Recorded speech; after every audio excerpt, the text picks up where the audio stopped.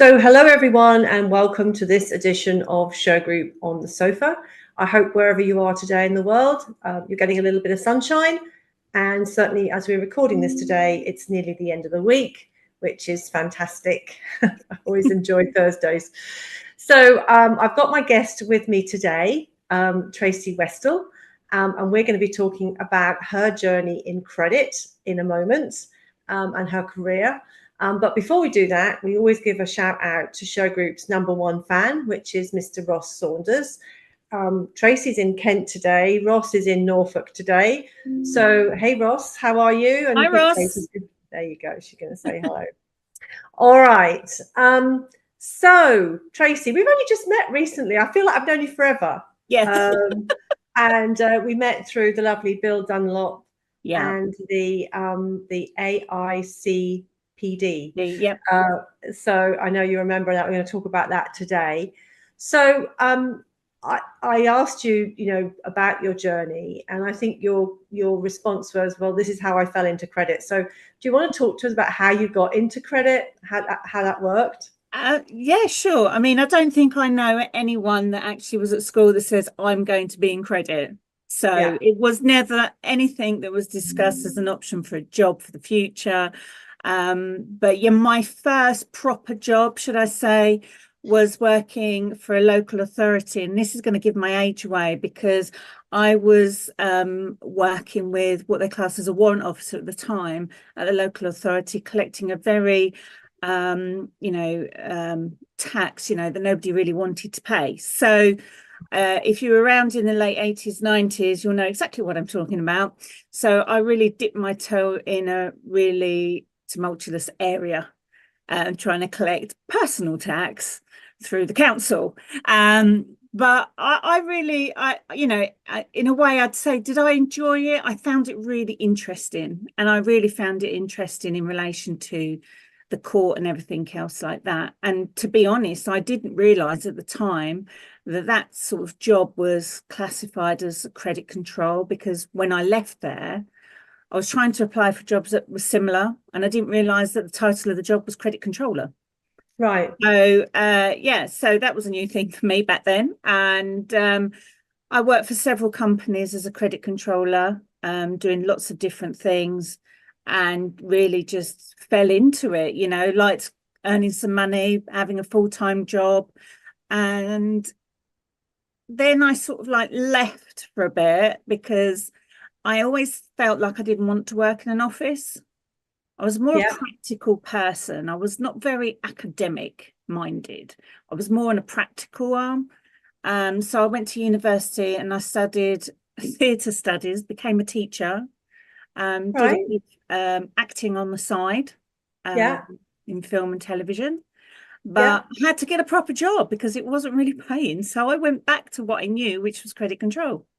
Oh. And so I've really been in credit control for over 30 years on and off. Now a fellow of the Chartered Institute of Credit Management, one of the Kent branch of the CICM. I'm on their committee and really try and drive credit management, not just as a career, but to help businesses understand how to stabilise their companies and, prepare for growth and get paid for what you do. Yeah, of course. Interesting that you were a teacher and an actor, because my son has he's just qualified and come out of his degree in performing arts. So well done. Yeah, so there you go. Yeah. I don't see credit in his horizon, but who knows, if he has to earn a bob or two, then maybe I'll take him down that road. So your journey then was, and many people who come on the show and talk about their careers in credit are exactly the same as you. Everyone says the same thing. I didn't come out of school wanting to be a credit controller. I got into it, and then I kind of made my way in it, which I think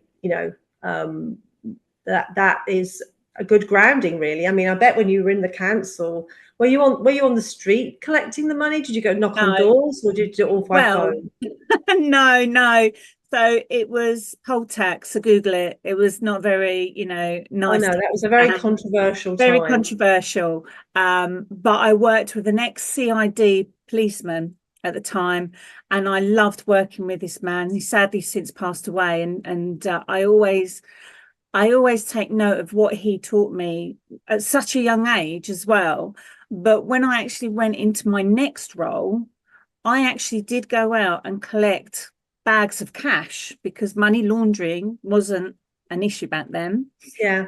Good old days of, yes, knocking on doors and going, come on, you told me you're going to have the money, cough up now. Yeah.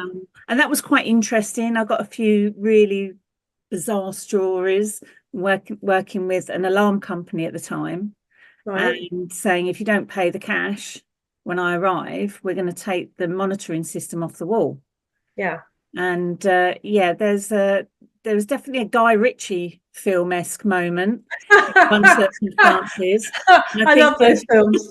I love him. I think he's brilliant. He's brilliant, Yeah. but I honestly thought that, at the time, the engineer that was with me, I think he just thought that we were going to end up with concrete boots in the Thames at the time. But no, we was all right. It was just a very bizarre, surreal situation to be in. But there was a couple of very dicey moments. But I thought I honestly think I got away with a lot of it purely because I was female and I was quite young as well. And I stood my ground. Right. I think in a way, a lot of those customers that were edging their bets and not paying, once they got to meet me and actually thought, do you know what, we've got to pay you because you've got the gumption to come up and just say to my face, I need paying. I was offered a job as a bailiff. I just said no. Okay. I'd rather sort of like just dabble every now and again into that sort of like knocking on doors and having meetings and collecting cash and walking down the high street to the bank and just putting the cash in the bank account. But obviously this day and age, you cannot go around just collecting bags of cash. So that sort of ages me as well.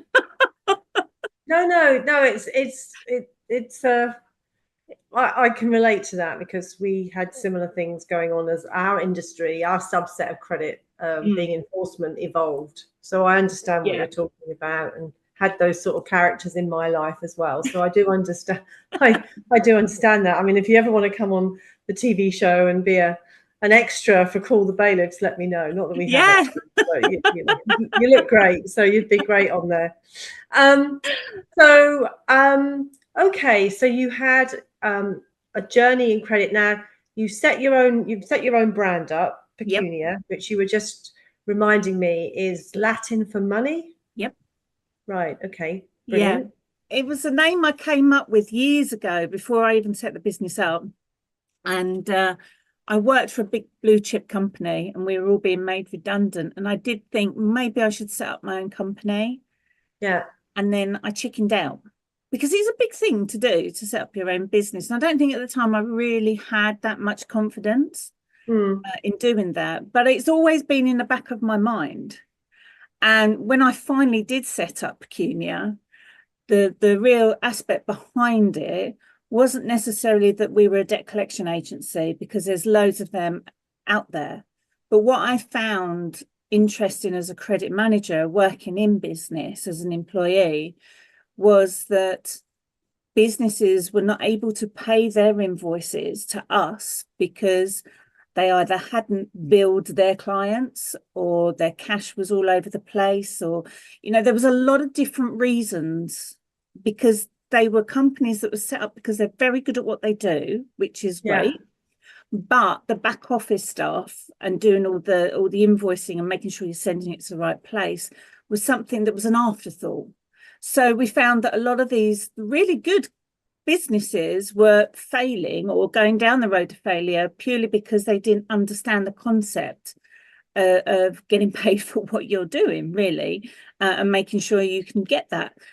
So I helped a few of our clients with like a small credit policy, telling them how they need to do things and how often and when, and make sure that they checked people out before they did work. And they became quite successful in a really short period of time. And I was like, well, this is a formula that works. And I went on Google and I thought, who does this? Nobody. Right. Nobody out there. So I sat there and I was a bit at a point in that job where I was bored. It was the same old restrictions of trying to get things over the line, being, battered by the sales director and told we couldn't do certain things, and we had to release orders. And I'm thinking, this is just, no one's listening to me. So I felt a bit deflated then, and therefore I thought, do you know what? I actually don't want to work with a company anymore. Right. Because a lot of the finance directors I worked with didn't really understand credit management because they were all accountancy based trained, if that makes sense. So accountancy is so different from credit management.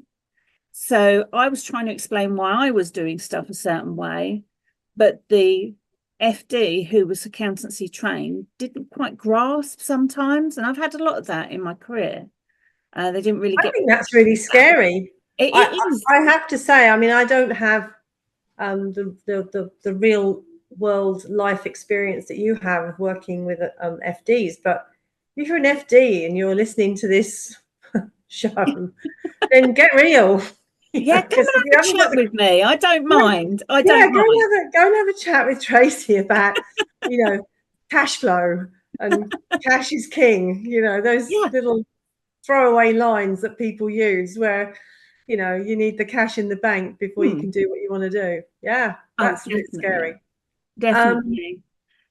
So, I mean, and that's interesting that you Googled it. There was nobody like Pecunia out there.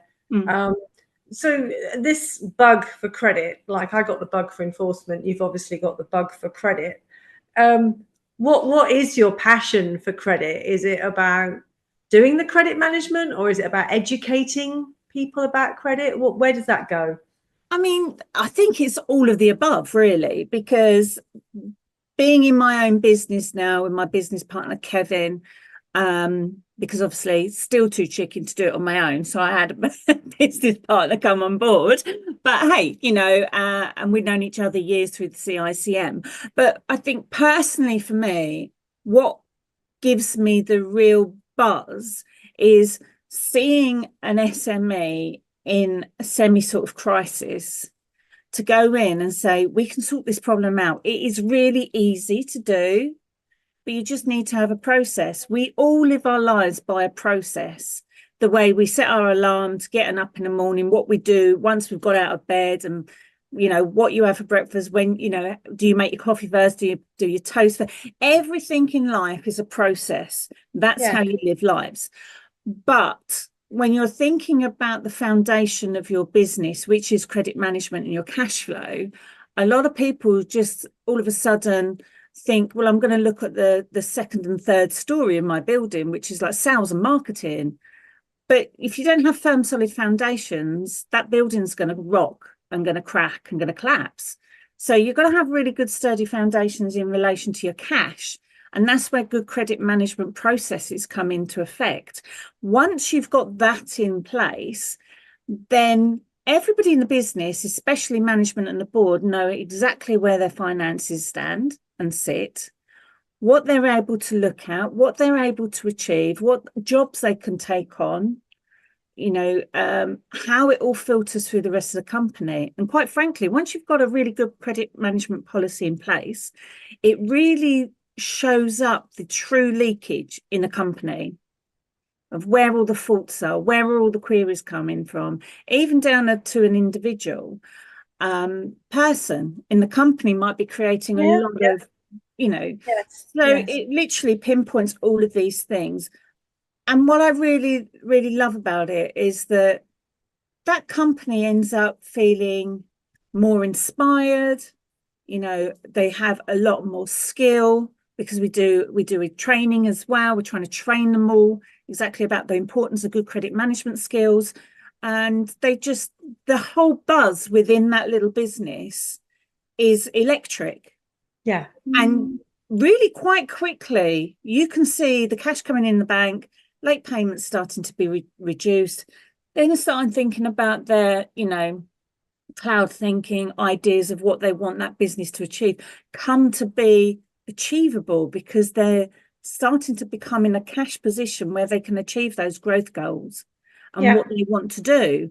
So it really gives some more energy back into the business. Yeah, of course. How they're going to reinvest that money. And I love being part of that process. And one of the big core things with the business, with Pecunia, is that we will work with the business in their business, because every business is different.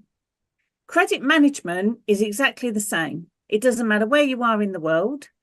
The process of good credit management is the same globally. So we can do this anywhere in the world. The only difference is for us is the legal side, legal aspect of that particular country. Yeah. But a lot of it is not necessarily different to English law, because a majority of the law around the world is based on English law. So it is viable to help as many SMEs as possible, regardless of where they are. And I think, the reason we deal with the SME market predominantly is that they make up 99.5% of the UK economy. And, there are 5.55 million SME businesses. And, they employ a huge amount of people. Was it about 16.7 million people in the UK are from the SME side of business, not your big corporates. Your big corporates, they actually, they contribute about 48% to our economy in total. Yeah. But with the contribution of what you get from the SME market is massive. And the big issue we have with SMEs that I find astronomical is the fact that, they're owed average about £147,000 in late payments. That's just on average per company. But that's estimated to, about 250 billion annually. That's a lot of money. That's a lot of money that's not being paid. Let me just stop you there, because obviously this show goes out to a worldwide audience, because we're working across the Congress community now, which is truly global, which is your point. So when we say SME for a UK business, just explain to our listeners what you mean by that. So we classify that as a small to medium-sized enterprise business. So they will be in 3 different categories, because obviously you've got the large, the medium, and the micros. Yeah. So micros would be 1 to 10 employees, and then the SME market goes up to 249 employees. Okay. In total. Anything above that is not classed as an SME. Right. So the SME market, if you think of going back again, all the smaller businesses that you have in your economy, say, do drive a lot of your financial gains for your country's economy. Yeah. Because a lot of the big corporate companies rely heavily on the SME market as suppliers. Yes. Yeah. And the SME, or the small to medium-sized businesses, regardless of where you are globally in your country, they will be bringing economy to your local area because they're employing people within your local area. So you'll find these small to medium-sized businesses in small towns as opposed to large cities. So they drive a lot of money through your own individual area economy as well, because you're paying their salaries and they're spending their salaries at shops and businesses within your area that you live in. So the breed of a small to medium-sized business is imperative for any country's economy. But sadly, a lot of them set up, and it's great if you're in the country that you can just set up a business and follow your dream to run your own company. That's amazing. But there's certain aspects that you need to really consider, because in the UK, as a director, you are legally responsible for anything that happens to that company. And if that company goes insolvent, or there's a big fraud investigation, everything lands on the director's lap. Absolutely. Now, if you're really good at what you do and you're employed, and you go, do you know what, I want to set my own company up because I'm really good and I want to earn that money, brilliant. But my advice is strongly have a look at what your legal responsibilities in setting up your own business are going to have and how they will impact you personally. Because that's another aspect that many SMEs, small to medium-sized businesses, don't relate to. I mean, I always say, you know, you see a bloke down the pub or a bar or wherever, you go, yeah, I'm a director of a company. The reality is they don't actually know what being a director of a company actually means from a legal aspect and what they're liable for. It's a big title, but comes with lots of responsibility. So, you know, we try to educate these companies and these small businesses of all of these aspects, because it's still the foundation. If you rock your boat and don't get paid and you're liable for everything, that's going to have a very, you know, decisive effect on in your life as an individual. Sure.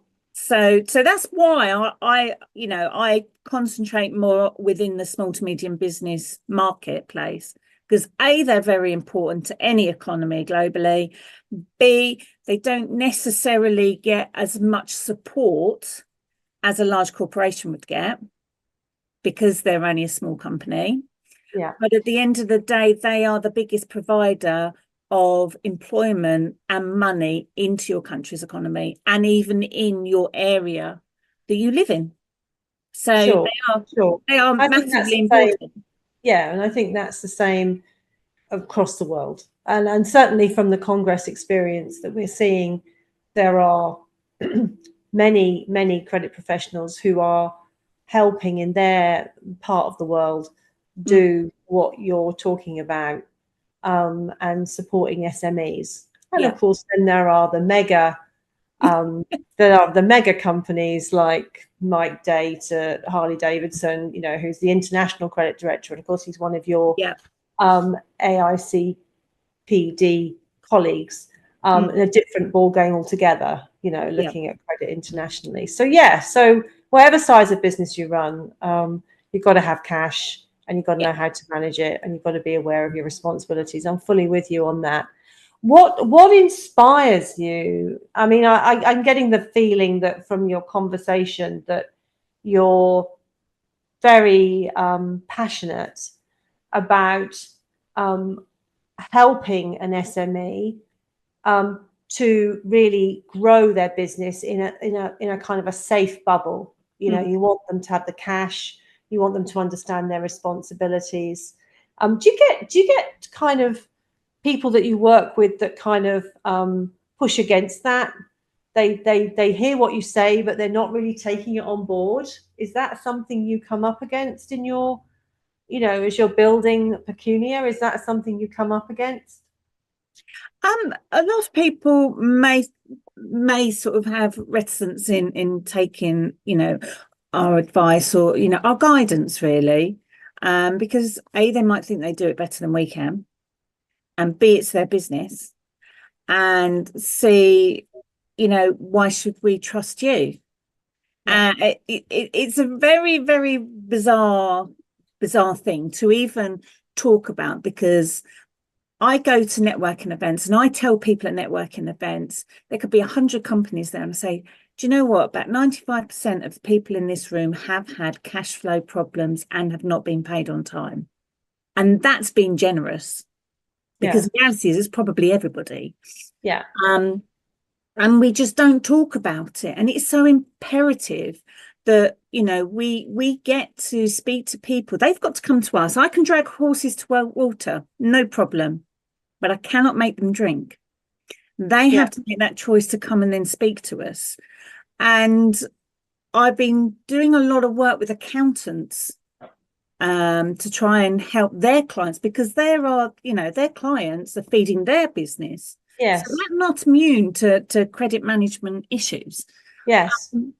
And it's about getting them to understand that they have to do certain things in order to get the cash in bank, and that it's not about telling them they're stupid, they don't understand it, you're rubbish at what you're doing, your business is completely, off the scale. It's nothing to do with that. I personally think anybody setting up a business, my hat comes off to you, because it's a really big undertaking. And I chickened out twice, and I wouldn't do it on my own. So, who am I to say? The second thing is, it's your baby, it's your dream, it's what you really want to achieve, and you want to see this grow and be able to be a big part of your community as well, and have the passion of what you do to grow. So I completely 100% support that. I always say, you know what you know, but you don't know what you don't know. And it's only until somebody comes and shows you something and they go, oh, yeah, that's right. Oh, that really makes sense now. And I think for years, credit management has been deemed a back office function, but it is more front and forward and centre for every single business that anybody could ever realise. Because, as you say, cash is king. A sale is not a sale until it's paid for either. So these sort of things need to really be put out, and education is a really big key for all of this, for anybody in business. And I've been to startup run business workshops, and they tell everybody, obviously this is in the UK, so they tell everybody how, this is your VAT, this is what you've got to do for your VAT, your CIS if you're in construction, your national insurance, all this stuff you've got to pay out for.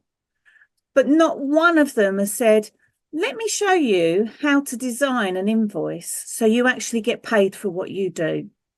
So that when you get the money in, if you are very successful and fall into the VAT category, the choice is yours to be registered if you're under that bracket, but then you know that you've got money. Yeah. You can't do any of these things without being paid for what you do.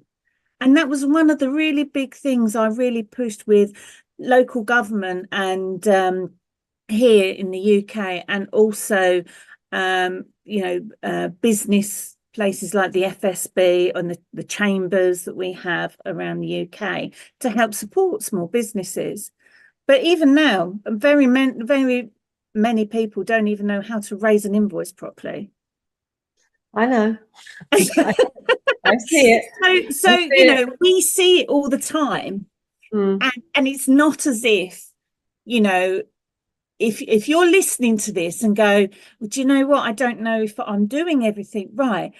Just please don't think that you're silly, or you're uneducated, or you're stupid, or whatever you want the terminology to be, right? And that's not being detrimental to your own abilities of being an owner of a business, because, without a shadow of a doubt, there's a lot going on there. But please seek advice from people that are in the know and are in that lane. If you look at any entrepreneur, they will say, I stick to my lane. Richard Branson, Stephen Bartlett rather, they'll say, I stick to my lane. If there's something going on in another lane, I find somebody that's good at being in that lane. It's not worth my time dealing with it. I need to understand a bit about it so I can find out if it's working or if it's broken again. But I don't need to physically do it myself. No. And as a business owner, you shouldn't think you've got to know absolutely everything. There are businesses I work with and I tell them, tell me about your business. What is it you actually do? Because I roughly know what they do, but I don't really know what they do. But the same premise, regardless of what you are and what sector you come into, whether it's insurance, professional services, construction, manufacturing, import-export companies, your credit management will be exactly the same. The difference is, are you selling a service or a product? And that's the only difference, really. But education is so key. I hear you around that, and I think it's there's still a lot to do. There's still a lot to do, and of course the CICM, we'll give them a plug, won't we? Because Oh yeah, they have done a tremendous job in the UK in building a fantastic educational pathway for credit professionals to learn. But maybe there's an opportunity for CICM to build an education pathway for business owners. Well, there is definitely, I talk about this quite a lot, and I know Sue really well, and I know that you've had Philip King on your show as well. Yes. Big respect for that man. And he, during COVID, I used to run a radio show, and he came on that just purely to help the SME businesses sort of understand it and put things in perspective, but obviously not in jargon, like No. proper English. Yes. Everyone's going to understand. And, the big thing, especially when he was the commissioner, small business commissioner, and the CICM undertaking the prompt payment code, I think here in the UK, it is something that really, really needs to be pushed forward. Yeah. That every company of a certain level needs to and has to compulsory register for the prompt payment code. Yeah. Because here in the UK, we've just had the 𝐃𝐨𝐧'𝐿 bill last year. And unfortunately, that part of the bill didn't include prompt payment code registration. So you obviously feel very passionately that's coming through loud and clear from this, which I think is great for you and for your brand, because anybody that works with you now understands that what you're going to come in and target, which is the cash of the business, as well as supporting directors and leadership teams in terms of how they can grow their business, which I'm all about that. I mean, I'm interested in how we can turn things around and help business owners. I just don't think there's enough support for business owners out there. So I'm totally into that. Totally support you on that. So tell us success stories, greatest achievements. Give us a couple of anecdotes around that happened to you. Well, there's quite a few, really. I mean, as I said before. I'm sure. Yeah, I'm sure. As I said, I mean, I'll take an example of one of the first companies we worked with when we set Pecunia up. It was a builders merchants. They were about £19 million turnover company, really lovely people. They had aspirations for rebranding, maybe acquiring another business. There was a lot of things going on. And bearing in mind, this was pre-COVID. So we went in and we thought, right, we're going to prove to people that what we're doing is really, really impactful. But at that time, we didn't realise how impactful it was going to be. So by the time we finished, which was about 3.5 months, and that wasn't going in every day. That was, maybe a day a week working with them. By the end of the 3.5 months, we actually asked them for a report where they were. And we inputted an extra £500,000 in their bank account. Wow. Reduced their debtors by 60 days. Yeah. And it was still going down.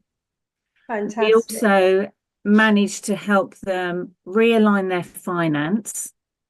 So we asked their finance company to come in to re-review their books, because obviously they were in a better financial position.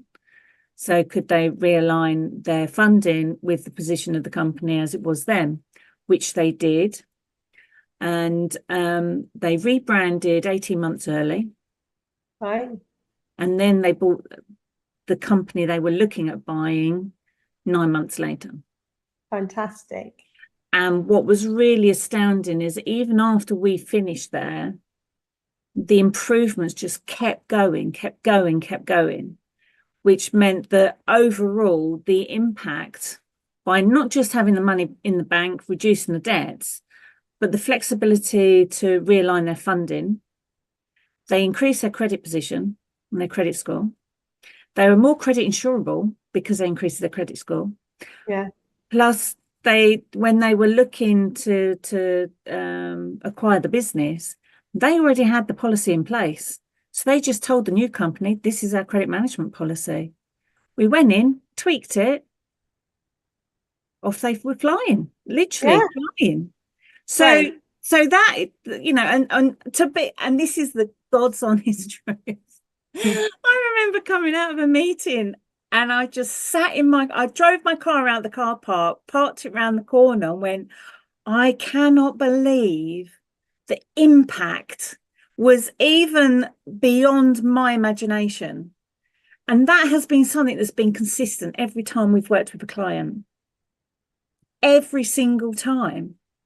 So it's just, to me, that's just really amazing to change not just the people and their aspirations and their education and their upskilling and their wanting to work with a company that's, you know, got a bit more oomph to it because they can see that there's growth and, you know, everything's very positive. But to actually seeing that positivity and that growth materialize. And throughout COVID, that business had no issues whatsoever. No, that's a really good story. So, really, you know, that is the one I will always go back to because it shocked me because I knew it had an impact, but the actual results of that impact was astronomical in my mind. Let's talk about how people engage you. And what is it? Can we talk a little bit about, just so that people know, because they'll watch this interview and they'll go, well, that all sounds very nice, but what do you set up a retainer? Do you have a fee? You know, do you have a like a consultancy fee? How does that work? You don't have to put money to it, but just explain to people what it looks like when they engage you. So the way people get in contact with us, it varies quite a bit, to be quite honest with you. Sometimes we get a lot of referrals. A lot of people come to us and say, I've got a debt, can you help me collect it?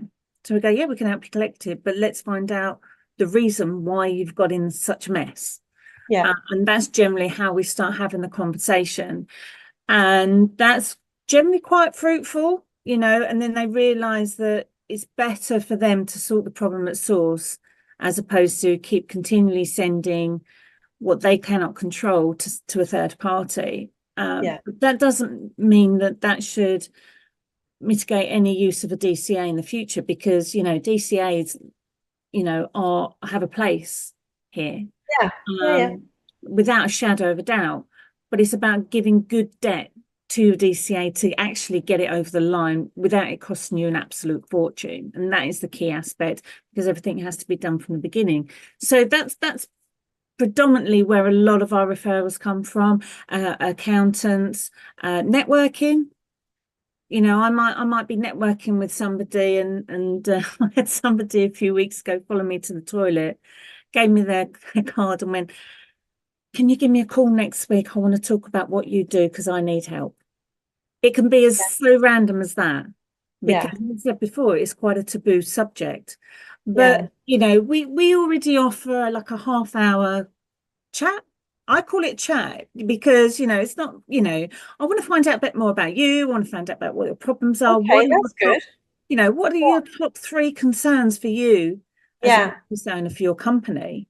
Yeah. And I think the added bonus that we offer people is we concentrate on the credit management. But the beauty of dealing with the credit management blame game, as I like to call it, is it shows where all your real true problems sit in your business. And we work alongside a lot of great people who are experts in those particular areas, whether it's purchasing, sales, even down to transportation. So if you're a company that has transportation issues, and that seems to be the problem that causes, you know, late deliveries and queries on invoices, then I know 2 people that do that. And I spent a lot of time trying to find people to collaborate with. So if somebody comes to see you or wants to talk to you, I can only imagine that, you know, you're going to be concentrating on the credit function. And then, you know, the whole kind of gambit of what they do in their business. How do you handle sort of expert areas of that? How do Pecunia kind of build that into their advice? Well, it it's taken me a long time to find and collaborate with specific individuals and companies that are experts in them particular areas of concern. So, you know, we would normally refer them to have a chat, like we would have a chat, an informal conversation with them in the first instance, to make sure that, you know, they're able and can actually facilitate what that company needs. Ideally, I would like to see a lot more collaboration going on in the world with all these individual experts, because that's going to make an SME or small, medium-sized business a lot more profitable and stable, and you know, have longevity in the reality of things. But I think it's really key that collaboration with other people. Now, we collaborate a lot with insolvency practitioners. We're starting to collaborate more with accountants, which is really good. Well, thanks, Tracey, for a great interview. And I really appreciate your time today and hearing. I didn't know about Pecunia until a couple of months ago. So I'm so glad that we met at the AIC PD event. A shout out to Bill and all the team over there. You definitely should be a credit director. There's no doubt about that. So I know that's what you guys are pitching for. So I really support your association. So as we say goodbye to Tracey, you can visit her website. I just want to get this right. It's www.pecunia2016.co.uk. Yep. And you can connect with her on LinkedIn, Tracey Westell. You'll find her details in the show notes to this program. So please head over to Tracey. If you're a fellow credit professional, I know she'd love to hear from you. Yeah. If you're a business owner and she's touched a nerve on any of her comments today about how you might be running your business and you're finding it tricky, then this is definitely the lady to speak to. Yeah, for everyone else, thank you. So for everyone else, thank you so much for joining us for this edition of Shergroup on the Sofa. You can visit us on Shergroup.com. Sorry, Tracey. Now that's my team. Like, your hour's up. Come on, I need to speak to you. Let me just finish this. I want you on the screen. That's why. So for everyone else listening today, you can find out about Shergroup in the show notes and our official website at Shergroup.com. And we're on most channels: Facebook, Instagram, LinkedIn, and Twitter. So please have a look at what we do in our part of credit. I'm delighted to have met Pecunia and Tracey. What a great member of the CICM she is. And I'm sure that she makes a huge contribution to the Kent branch. So well done, Tracey. Thank you so much. Thank you for having me. You're very, very welcome. And I look forward to seeing you again at an event that Bill might put together in London. So great job. Thank you very much. Thank you very much, Claire. Bye, everyone. Thank you. Bye. Bye.